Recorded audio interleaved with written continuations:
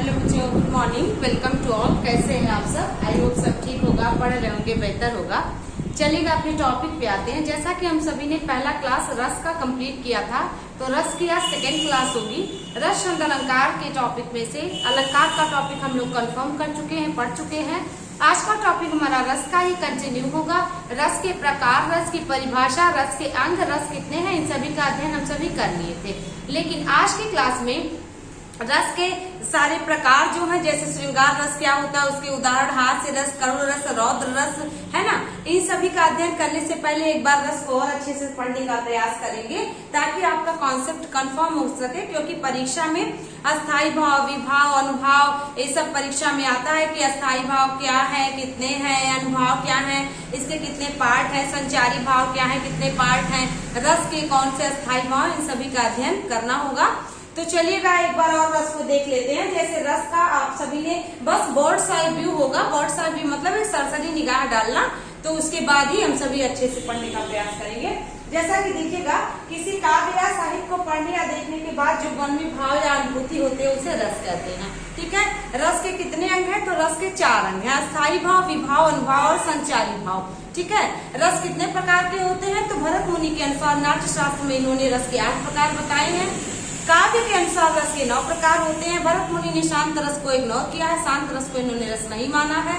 अस्थाई भाव 9 है और वैसे रस की संख्या 11 मानी जाती है। क्यों? क्योंकि श्रृंगार रस के ही 2 पार्ट हो जाते हैं, संयोग श्रृंगार, वियोग श्रृंगार। वात्सल्य रस और भक्ति रस 10वां और 11वां रस हो जाता है, जो कहीं न कहीं कुछ विद्वान मानते हैं कि ये श्रृंगार रस का ही पार्ट है, इसलिए रस की संख्या 9 मानी गई है। और अगर ऐसे कुल की बात करें तो कुल 11 रस है। ठीक है, तो यहाँ पर देखिएगा वही चीज यहाँ पर लिखा है कि भरत मुनि ने नाट्य शास्त्र में शांत रस को रस नहीं माना है, इसको समझेंगे। तो देखना होगा कि रस के कौन कौन से हैं। तो रस के 4 अंग हैं, अस्थाई भाव, विभाव, अनुभाव और संचारी भाव। अस्थाई भाव कितने होते हैं? अस्थाई भाव 9 होते हैं और अस्थाई भाव ही बताते हैं कि पंक्तियों में कौन सा रस है। ठीक ना, तो यहाँ पर देखिएगा अस्थाई भाव क्या है, बहुत शॉर्ट में पढ़ने का प्रयास करेंगे। मन में जो भाव हो वही अस्थाई भाव है। क्यों? क्योंकि देखिए, हंसने का भाव होगा तो हास्य रस, क्रोध का भाव जगेगा तो रौद्र रस, प्रेम होगा तो रति कहेंगे, रति अस्थाई भाव है, श्रृंगार रस। ठीक है, और आप देखिए, डर अगर आए, भय आए तो भयानक रस, घृणा आए, जुगुप्सा आए तो विभत्स रस। तो इसी प्रकार से जो अस्थाई भाव होते हैं वही बताते हैं कि पंक्तियों में कौन सा रस है। तो अस्थाई भाव की संख्या 9 है।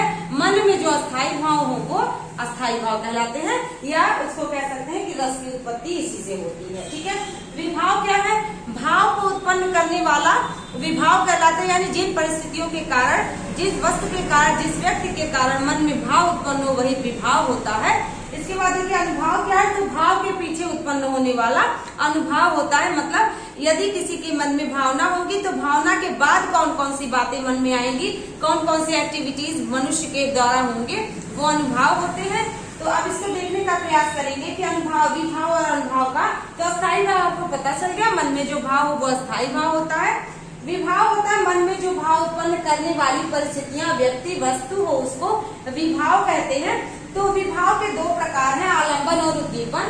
तो आलंबन क्या होता है, उद्दीपन क्या होता है? देखिएगा, जिसके कारण या जिसके द्वारा भाव उत्पन्न हो उसको आलंबन कहते हैं, और जो भावों को गति प्रदान करे उद्दीपन कहते हैं। जैसे मन में क्रोध का भाव आएगा तो हाथ से किसी की पिटाई हो सकती है, कोई तोड़ फोड़ हो सकता है, या जो है नजरों से किसी को घूरा जा सकता है। तो ये सब क्रियाकलाप है, तो ये आपके उद्दीपन हो जाएंगे। और जो आपका जिस कारण से या जिसके द्वारा भाव उत्पन्न हो वो अनुभाव, वो आपका आलंबन और उद्दीपन में। तो आलंबन हो जाएगा जो क्रियाकलाप हो, जैसे भाव जब जग जाए, गुस्सा लग जाए तो ये उद्दीपन हो जाएगा।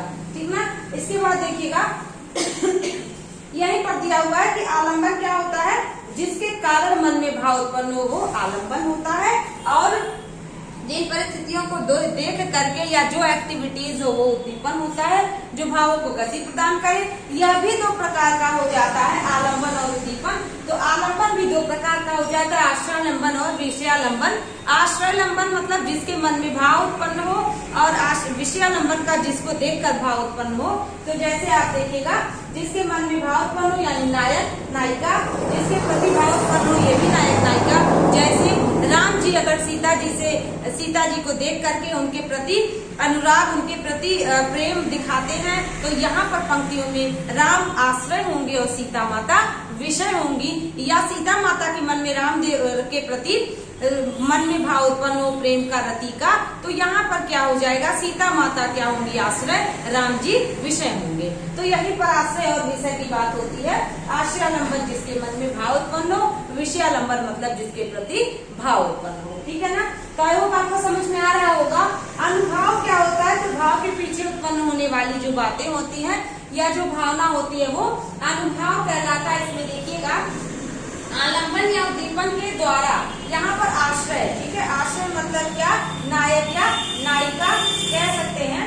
अगर नायिका के मन में होगी तो नायक के प्रति, और नायक के मन में होगी तो नायिका के प्रति जो अस्थायी भाव उत्पन्न होने के पश्चात चेष्टाएं होती, यानी कि जो क्रियाकलाप होते हैं, जैसे अगर मन में क्रोध का भाव उत्पन्न होगा तो चेहरा लाल हो जाएगा, हाथ उठ जाएगा, तो ये कायिक चेष्टा हो गई। मानसिक चेष्टा मतलब मन खिन्न हो जाएगा, मन दुखी हो जाएगा, मन बिगड़ जाएगा।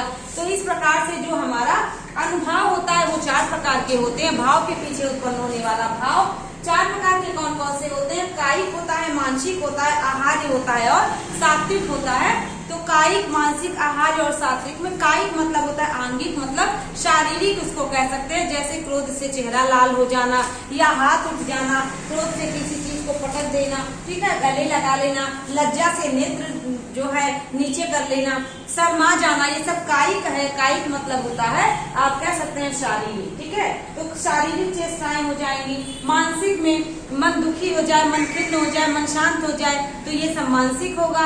और आहार्य का मतलब होता है बनावटी करना, यानी दिखावा करना, तो ये आहार्य हो जाता है। और सात्विक मतलब होता है कि जो कह सकते हैं अहिंसक, या जो मन में ऐसी भावना उत्पन्न हो जो मन को एकदम शांत और सरल कर दे, उसको सात्विक कह सकते हैं। जैसे अगर किसी को देख करके मन में खुशी होगी तो शरीर एकदम खिला खिला सा महसूस करेगा, पुलकित हो जाएगा, या कह सकते हैं कि व्यक्ति एक्टिव फील करेगा, या कह दिया जाए, अगर आप देख सकते हैं तो जैसे होता है ना कि मतलब जैसे माता छोटे बच्चे को देख करके जो है रोने लगती है, या कह सकते हैं कि उसको गले लगा लेती है, या अपने बेटे को चोट में पाया देख करके उसके मन में उसके रोंगटे खड़े हो जाते हैं, ऐसी प्रवृत्तियां सात्विक होती हैं। तो आई होप आपको यहाँ तक समझ में आया होगा कि अस्थायी भाव, विभाव, अनुभाव और संचारी भाव क्या होते हैं। संचारी भाव अस्थायी भाव को जगाने वाले होते हैं। इनकी संख्या 33 है। आचार्य भरत मुनि ने जो है इसको 33 माना है, 33। तो संचारी भाव की संख्या 33 है। संचारी भाव अस्थायी भाव को जगाने वाले होते हैं। तो आई होप आपको यहाँ तक समझ आया होगा। अब चलिएगा हम सभी जानने का प्रयास करते हैं एक बार कि रस कितने हैं। रस आपको हमने बताया कि 9 है अस्थायी भावों के हिसाब से। तो 9 अस्थायी भाव के 9 रस के 9 अस्थायी भाव हैं। एक बार रिवाइज करेंगे, उसके बाद 1 by 1 विद एग्जाम्पल हम लोग अध्ययन करेंगे। तो सबसे पहला रसराज या रसपति किसको कहा जाता है, तो रसराज या रसपति कहा जाता है श्रृंगार रस को, ठीक है। श्रृंगार रस का दूसरा नाम रसराज या रसपति है। ये परीक्षा में ऐसे सीधा सीधा प्रश्न आया है, निम्नलिखित में से कौन से रस को रसराज या रसपति कहा गया है। तो श्रृंगार रस को रसराज या रसपति कहा गया है। तो उसको पढ़िएगा, समझिएगा। और श्रृंगार रस के 2 प्रकार हो जाते हैं, संयोग श्रृंगार और वियोग श्रृंगार। जब मिलन होता है तो संयोग होता है, जब बिछड़ाव होता है तो वियोग होता है। और ऐसा माना जाता है कि श्रृंगार रस के ही 2 प्रकार हैं, वात्सल्य रस और भक्ति रस। वात्सल्य अपने माता अपने पुत्र को करती है, वात्सल्य मतलब माता के प्रेम को वात्सल्य कहते हैं। और भक्ति रस में एक भक्त का भगवान के प्रति प्रेम होता है। तो कई विद्वान मानते हैं कि ये प्रेम कई प्रकार का हो सकता है। प्रेमी प्रेमिका के प्रति प्रेम हो सकता है, नायक नायिका के प्रति प्रेम हो सकता है, और माता का अपने पुत्र के प्रति प्रेम हो सकता है, या कह सकते हैं भक्त का भगवान के प्रति प्रेम हो सकता है। तो इस वजह से श्रृंगार रस के ही सभी प्रकार माने गए हैं, ठीक है। ऐसा माना जाता है कि वात्सल्य रस और भक्ति रस श्रृंगार रस से भी निकला हुआ है, इसलिए इसको 9 रस के बाद 2 रस कई विद्वान अलग मानते हैं, कई विद्वान उसको नहीं मानते हैं, ठीक है। तो श्रृंगार रस का स्थायी भाव रति या प्रेम होता है। हास्य रस का स्थायी भाव हंसी होता है। करुण रस का स्थायी भाव शोक होता है। रौद्र रस का क्रोध होता है। वीर रस का उत्साह होता है। और ध्यान दीजिएगा, भयानक रस का डर होता है। विभत्स रस का जुगुप्सा होता है। घृणा होता है, यानी कि जैसे किसी का शरीर उसमें कीड़े पड़ जाए, किसी का भयानक एक्सीडेंट हो जाए, कोई जानवर किसी जानवर को आधा खा करके छोड़ दे, किसी जानवर को गिद्ध चील कौवा खा रहे हो, तो ऐसा दृश्य मन में देख करके घृणा होती है, नफरत होती है, मन में एक खिन्नता आती है, जिसको जुगुप्सा कहते हैं, वहां पर वीभत्स रस होता है। ठीक है, जैसे आपने देखा एक पंक्ति है कि कागा चुन चुन खाइयो, है ना, चुन चुन खाइयो मांस, दो नैना मत खाइयो, ये ऐसे है ना पंक्तियां। तो यहाँ पर क्या है, यहाँ पर वो देखती है प्रेमिका की उसके पति के शरीर को या उसके नायक के शरीर को चील कौवा खा रहे हैं, तो कहती है कि दो नैना मत खाना, बाकी पूरा शरीर भले खा जाना, क्योंकि मुझे उम्मीद है कि मेरे पति जरूर एक बार आएंगे। तो यहाँ पर देखिएगा अपने शरीर को वो व्यक्त करती है कि नायिका कहती है कि मेरे शरीर को सब खा के समाप्त कर देना, लेकिन मेरे दो नयनों को छोड़ देना, मैं उसी नयन से देखूंगी कि मेरे पति वापस आएंगे। तो यहाँ पर देखिए क्या है, ये जो गुस्सा या घृणा की बात हो सकती है। तो यहाँ पर ये खाने से संबंधित है। अद्भुत रस में विस्मय या आश्चर्य होता है और शांत रस में निर्वेद या शांति होती है। तो आपने देख लिया कि मुख्य कौन कौन से पॉइंट्स आपको रस पढ़ने के लिए जानने आवश्यक है। अब हम लोग 1 बाय 1 इसको अच्छे से नोट कर लीजिए। 1 बाय 1 हम लोग रस और उसके उदाहरण का अध्ययन करने का प्रयास करेंगे कि कौन से रस में क्या उदाहरण हो सकते हैं। चलिएगा समझने का प्रयास करते हैं श्रृंगार रस क्या होता है। जैसा कि हमने बताया कि श्रृंगार रस के दो भेद हैं, संयोग श्रृंगार और वियोग श्रृंगार। तो संयोग श्रृंगार में प्रेमिका प्रेमिका से, नायक का नायिका से मिलन होता है, और वियोग श्रृंगार में मिलने की स्थिति नहीं बनती है, बिछड़ने की स्थिति बनती है, वहां पर वियोग श्रृंगार होता है। तो ऐसे परीक्षा में प्रश्न आता है कि कोई भी पंक्ति दे देगा और उस पंक्तियों को पढ़ करके ऑप्शन देगा कि कौन सा रस है, श्रृंगार रस है, हास्य रस है, रौद्र रस है, करुण रस है। तो ऐसे श्रृंगार रस की परिभाषा तो आती ही आती है, लेकिन उदाहरण भी परीक्षा में पूछे जाते हैं। तो चलिएगा देखते हैं, जहाँ पर नायक तथा नायिका के सौंदर्य तथा प्रेम संबंधी वर्णन किए जाएं, वहाँ पर श्रृंगार रस होता है। ठीक है, अब सबसे पहली बात आती है श्रृंगार रस का स्थायी भाव क्या है।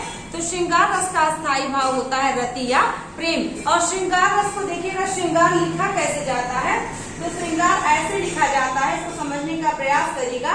परीक्षा में बार बार समीक्षा अधिकारी में पूछा गया है। ठीक है, तो श्रृंगार में ये वाला श्रृंगार लिखा जाता है। कई बार विद्यार्थी ऐसे लिख देते हैं, तो ये वाला श्रृंगार अगर कहीं आपको ऑप्शन में मिलेगा तो ये गलत है। ठीक है, ये वाला श्रृंगार सही है। तो एक ही रा रहता है, पदेन रा, और यहाँ पर देखिएगा ये वाला रा नहीं रहता है, ये वाला रा। ठीक है, तो यहाँ पर यही वाला री वाला रा रहता है। तो इसको समझिएगा। श्रृंगार रस के दो भेद है, संयोग श्रृंगार और वियोग श्रृंगार। संयोग श्रृंगार में नायक का नायिका का, प्रेमी प्रेमिका का मिलन दिखाया जाएगा, और वियोग श्रृंगार में या वियोग श्रृंगार का दूसरा नाम है विप्रलंभ अलंकार, सॉरी श्रृंगार। तो विप्रलंभ श्रृंगार अगर कहीं आएगा तो आप समझिएगा कि वियोग श्रृंगार की ही बात कही जा रही है। ठीक है ना, अब चलिएगा आप इसको समझने का प्रयास करते हैं। संयोग श्रृंगार में वही चीज लिखा है, जहाँ पर नायक का नायिका से मिलन होता है, वहाँ पर संयोगावस्था का वर्णन होता है, वहाँ पर संयोग श्रृंगार होता है, यानी कि मिलन होगा तो यहाँ पर संयोग श्रृंगार की बात होगी, और जब भी बिछड़ाव होगा तो वियोग श्रृंगार की बात होगी। तो उसको देखिएगा, अब उदाहरण के समझने का प्रयास करते हैं। उदाहरण से सबसे पहले देखिएगा, कह रहा है बदरस लालच लाल की मुरली धरी लुकाए।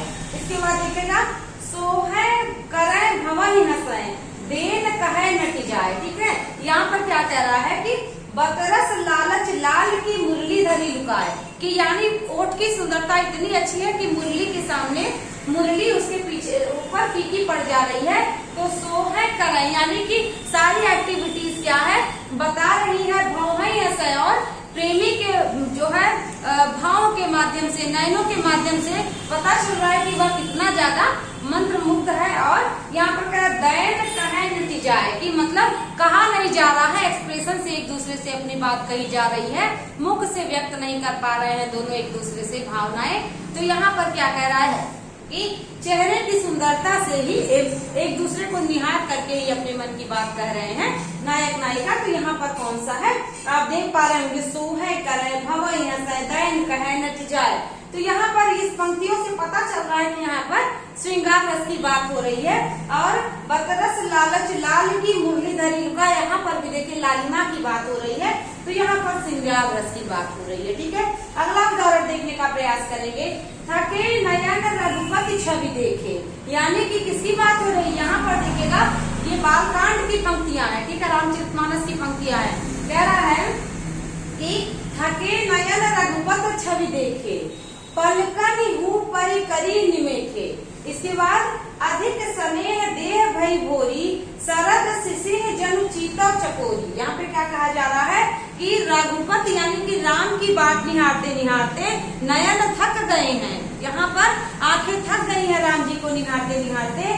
पलकन हूँ परि हरी निमेखे, कि यहाँ पर पलकें इतनी मोटी मोटी हो गई हैं कि राम को इंतजार करते करते राम का पलकें मोटी हो गई हैं।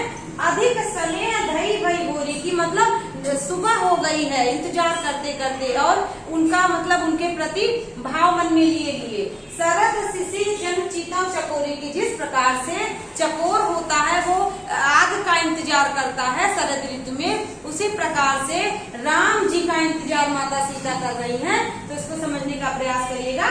यहाँ पर क्या है, यहाँ पर राम जी का इंतजार माता सीता कर रही है। यहाँ पर क्या है, संयोग श्रृंगार की बात हो रही है कि मतलब अब जब राम जी आए हैं, राम जी उनसे मिले हैं, तब उनका चित्त शांत हुआ है। यहाँ पर देखिएगा श्रृंगार रस की बात हुई है। अगला उदाहरण देखिएगा, दुल्लभ श्री रघुनाथ बने, दुल्ही सी सुंदर मंदिर मानी। यहाँ पर किसकी बात हो रही है, जब गौरी पूजन को माता सीता जाती हैं तो वहाँ पर वो देखती हैं कि श्री राम जी दूल्हा बने हुए हैं।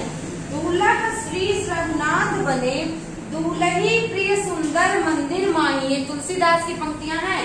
गावत गीत सबय मिली सुंदरी वेद, यानी कि जो सुंदरियां हैं, जो माता सीता की सखियां हैं, वे गीत गा रही हैं। जुआ जुरी विप्र पड़ाही।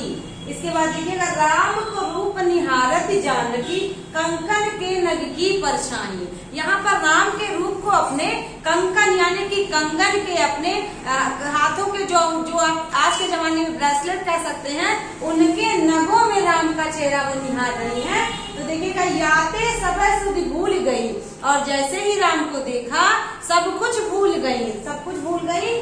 गर टेक रही पल टालत नहीं, और एक टक राम जी को निहारने लगी। यहाँ पर कितनी अच्छी पंक्तियां तुलसीदास जी ने कही है कि राम जी को देख करके राम जी को अपने हाथों के कंगन के नगों में निहार रही हैं, और एक टक देखती रही तो आसपास के वातावरण को भूल गई और राम को ही देखती रह गई। यहाँ पर भी देखिए श्रृंगार रस की बात हुई है, संयोग श्रृंगार की बात हुई है। इंतजार करते करते थक चुकी थी, और जब राम जी को दूल्हा बने हुए देखी तो देखती रह गई। तो आई होप आपको ये समझ में आ रहा होगा कि कैसे आपको परीक्षा में भी श्रृंगार रस को पहचानना है। अब देखिए वियोग श्रृंगार की बात करते हैं। तो वियोग श्रृंगार में नायक का नायिका से, प्रेमी का प्रेमिका से बिछड़ाव होता है, मिलन ना होकर के अलगाव होता है। तो यहाँ पर देखिएगा दुख की बात होती है, जहाँ पर नायक तथा नायिका का वियोग होता है और वियोगावस्था का वर्णन होता है, वहाँ पर वियोग श्रृंगार या विप्रलंब श्रृंगार होता है। ठीक है, यहाँ पर देखिएगा उदाहरण देखने का प्रयास करेंगे। निस्दिन बरसत नयन हमारे, यहाँ पर देखिए रोने की बात हो रही है। निस्दिन बरसत नयन हमारे, सदा रहत पावस ऋतु हम पे, मतलब बारिश का महीना, बारिश का ऋतु हम पे हमेशा छाया रहता है। क्यों? क्योंकि हमारे नयन बरस रहे हैं। हम यहाँ पर किसके लिए, यहाँ पर भगवान श्री कृष्ण की बात हो रही है कि श्री कृष्ण के लिए रो रही हैं गोपियां। तो कह रही हैं निस्दिन बरसत नयन हमारे, सदा रहत पावस ऋतु हम पे, मतलब बारिश का मौसम, बरसात का मौसम हमारे ऊपर हमेशा बना रहता है। हम भगवान श्री कृष्ण के लिए रो रही हैं। ऐसा क्यों? क्योंकि भगवान श्री कृष्ण मथुरा चले गए थे गोपियों को छोड़ करके, तो उद्धव से अपने मन की बात कह रही हैं। बार बार उद्धव संदेश लेकर के आते हैं, तो उद्धव से सखिया कह रही हैं निस्दिन बरसत नयन हमारे, सदा रहत पावस ऋतु हम पे, जब ते श्याम सिधारे, यानी जब से श्याम गए हैं तब से हम उनके लिए रो रही हैं, हम उनके लिए दुखी हो गई हैं, और हम पर पावस ऋतु का यानी कि बरसात के मौसम का हमेशा जिक्र रहता है। हम पे बरसात का मौसम ही रहता है। क्यों? क्योंकि श्री कृष्ण जी हमसे बिछुड़ गए हैं। यहाँ पर देखिएगा बिछड़ाव की बात हो रही है इन पंक्तियों में, अलगाव की बात हो रही है। तो यहाँ पर देखिएगा वियोग श्रृंगार की बात हुई। ठीक है, तो यहाँ पर आए हो बच्चों, आपको श्रृंगार रस अच्छे से समझ में आया होगा कि श्रृंगार रस को रसपति या रसराज कहा जाता है। ये हम आपको बता चुके हैं कि ठीक है। श्रृंगार रस को रसपति कहा जाता है और रसराज कहा जाता है। रसपति या रसराज किसने कहा है? ये कहा है भोजराज ने, ठीक है। तो भोजराज ने श्रृंगार रस को रसपति या रसराज कहा है, यानी रसों का राजा कहा है। और श्रृंगार रस के दो भेद है, उदाहरण के माध्यम से आपने सीखा समझा, तो इसको भी आप ऐसे समझने का प्रयास करिएगा। पंक्तियां परीक्षा में पूछती हैं तो पंक्तियों को पढ़ करके उसका अर्थ निकालिएगा। क्या उसमें श्रृंगार रस की बात हो रही है, रौद्र रस की बात हो रही है, करुण रस की बात हो रही है? तो यहाँ पर हमने आज की कक्षा में श्रृंगार रस को सीखा और रस के कुछ जो भी अंग है उसको सीखे, रस के प्रकार सीखे। तो आई होप बच्चों आपको बहुत अच्छी क्लास लगी होगी। तो आप कमेंट बॉक्स में अपनी समस्या लिख सकते हैं, आपकी समस्या का समाधान किया जाएगा। Thank you so much. Notes बनाते रहिएगा। आगे की कक्षा में ऐसे रस के सारे प्रकार आपको उदाहरण से समझाए जाएंगे। धन्यवाद।